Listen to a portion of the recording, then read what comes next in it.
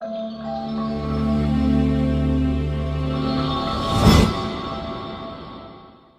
Students, आज का हमारा नया लेक्चर है ह्यूमन एनाटॉमी।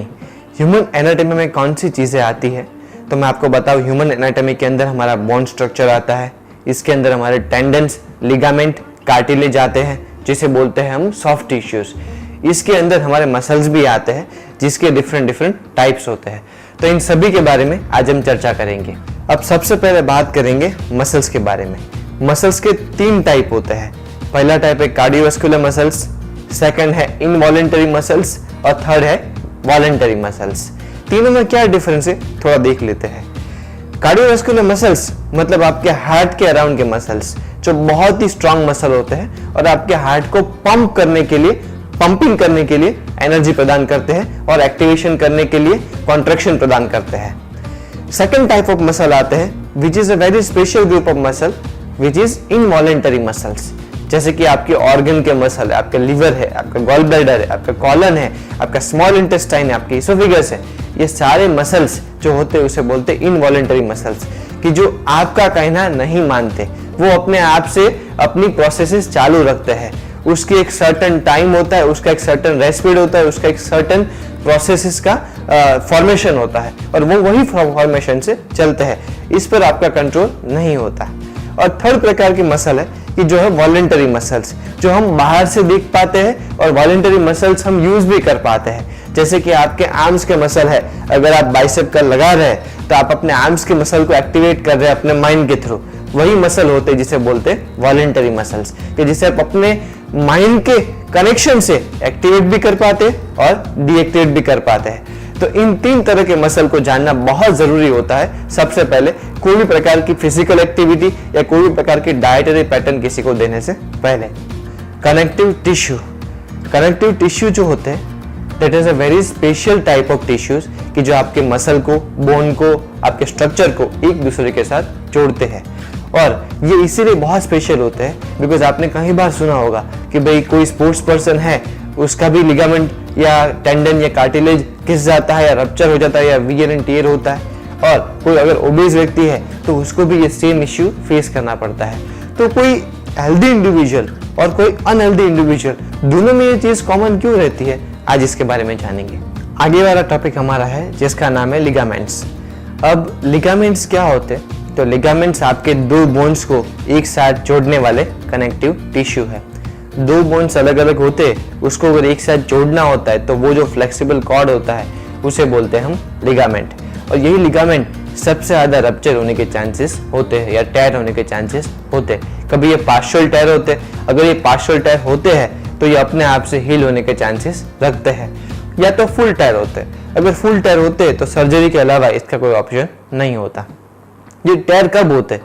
जब भी कोई लंबे टाइम तक पर्सन स्टर्नस एक्टिविटी और रिगरस एक्टिविटी करता है और अपने साथ न्यूट्रिशन अच्छी तरीके से नहीं लेता, तब ये टेयर होने के चांसेस होते हैं।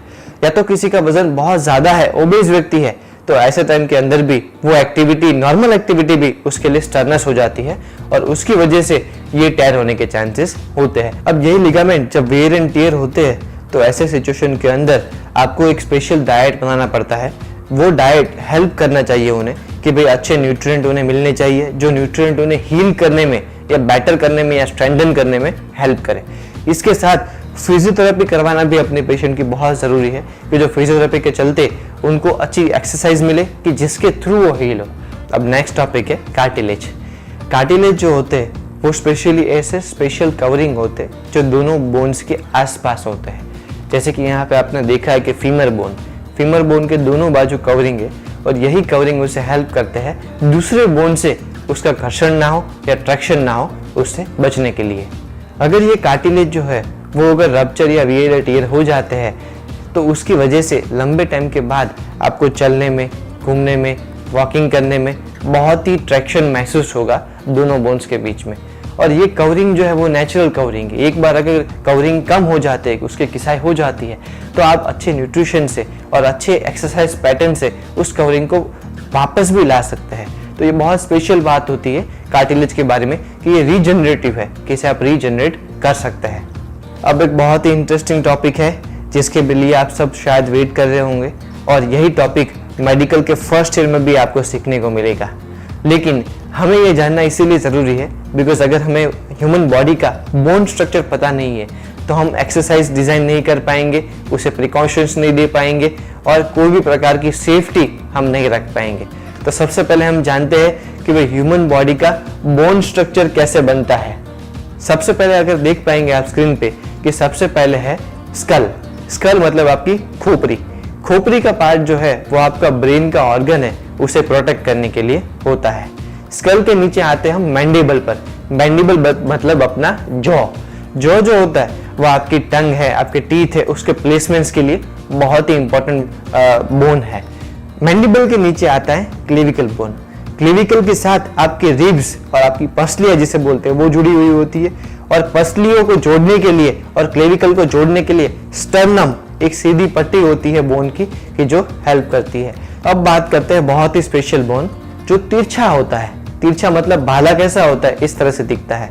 यहाँ पे आप देख पाएंगे स्कैपुला। स्कैपुला जो है वो आपकी स्पाइनल कॉर्ड और आपके रिब्स के साथ जुड़ा हुआ होता है और ये बोन जो है अगर वो इंजर होता है तो डेफिनेटली आपको आपके मस्कुलर स्ट्रक्चर में बहुत ही पेन होना चालू हो जाता है। तो अगर इसे इंजर नहीं करना है तो बिफोर वर्कआउट आपको वार्म अप करना जरूरी है और आफ्टर वर्कआउट आपको स्ट्रेचिंग करना जरूरी है। ये दो चीजें करने से आपका स्कैपुला बोन हमेशा हेल्दी रहेगा। अब अपर बॉडी मतलब एंटीरियर पार्ट को पीछे घुमा दे तो आती है vertebral column. Vertebral column 5 part में और 5 सेगमेंट में डिवाइडेड है, जिसमें से पहला सेगमेंट है सर्वाइकल, उसके बाद है थोरासिक, उसके बाद है लंबार, उसके बाद है सैक्रम और फिर आता है कॉसिक्स। यहाँ पे आप देख पाएंगे सर्वाइकल के अंदर C1 to C7 ऐसे 7 वर्टिब्रास है। ऐसे वर्टिब्रास आप हर सेगमेंट में देखेंगे और वर्टिब्रास से ही वर्टिबल कॉलम बनी होती है। इसके बाद थोरासिक के अंदर इसी तरह से T1 to T12 ऐसे 12 वर्टिब्रास होते हैं। इसके बाद आते हैं लंबार पे L1 to L5 5 वर्टिब्रास होते हैं। आपने बार बार सुना होगा फिजियोथेरापिस्ट या ऑर्थोपेडिक सर्जन से कि भाई L4 या L5 में डिस्क बल्जिंग है, T1 और T3 में डिस्क बल्जिंग है या C1 एंड C7 में डिस्क बल्जिंग है। तो ये चीज़ आती है वर्टिब्रास के रिगार्डिंग जो मस्कुलोस्केलेटल इंजरी क्रिएट करती है आपके खराब पोस्चर्स की वजह से, आपके बैठने के पोस्चर्स, चलने के पोस्चर्स और खड़े रहने के या सोने के पोस्चर्स। इसके बाद आते हैं सैक्रम एंड कॉसिक्स पे। सैक्रम एंड कॉसिक्स दोनों पैल्विक बोन के साथ जुड़े होते हैं और ये दोनों में वर्टिब्रास नहीं होते हैं। सैक्रम एंड पैल्विक जो पैल्विक बोन के साथ जुड़े होते हैं वही पैल्विक बोन आपका हिप बोन है जो सबसे बड़ा बोन है लोअर बॉडी के अंदर। इसके बाद आता है आपका फीमर बोन। फीमर सबसे लंबा और थाई बोन ये कहलाता है। फीमर जुड़ा होता है पटेला के साथ, पटेला जुड़ा होता है टिबिया के साथ और टिबिया के नीचे आपका टार्सल्स, मेटाटार्सल्स एंड फेलेंजेस मतलब पैरों की उंगलियां आती है। आपकी काफ मसल मतलब टिबियालिस बोन के साथ फिबुला बोन भी जुड़ा होता है जो आप यहाँ पे देख पाएंगे अच्छी तरीके से। और फिर बात करते हैं अपने हाथों की मतलब आर्म्स की, तो उसके अंदर आप देख पाएंगे कि भाई कितने बोन्स है। तो सबसे पहले तो हम आते हैं आपके बाइसेप और ट्राइसेप वाले बोन, सिंपल लैंग्वेज में आर्म्स के बोन की तरफ, तो उसका नाम है ह्यूमरस। ह्यूमरस भी बहुत लंबा बोन होता है। इसके बाद जो ह्यूमरस के साथ जुड़े होते हैं वो है आपके रेडियस और अल्ना।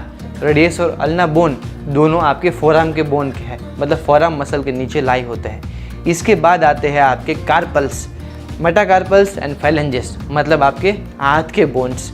तो यहाँ पे आपने सारा एनाटॉमिकल स्ट्रक्चर देखा स्कल टू फेलेंजेस कि जहाँ पे सारे बोन मेंशन है।